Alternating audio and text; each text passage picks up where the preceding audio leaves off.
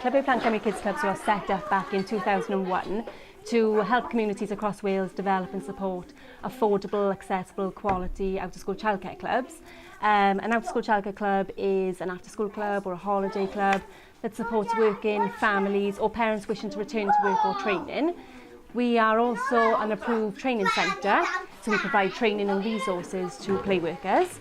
The Hanfod Cymru grant has helped us to develop a project called Gower Play Our Way. It follows on from the success of two previous projects, Pembrokeshire Park Play Our Way and Snowdonia Park Play Our Way. Through the Gower Play Our Way project, we have developed some activities which we will be giving to out-of-school childcare clubs. We have invited two after-school clubs in Swansea to develop some activities with us.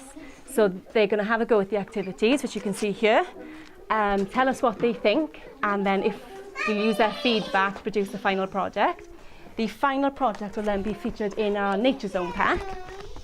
This is available to all our member clubs across Wales. It's a free resource that they can use anytime they wish to. So the activities will go into this.